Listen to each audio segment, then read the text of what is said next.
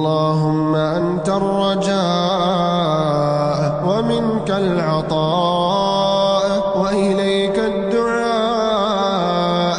أسألك يا جواد يا غني يا كريم أن تحفظني مع أناس أحبهم فيك.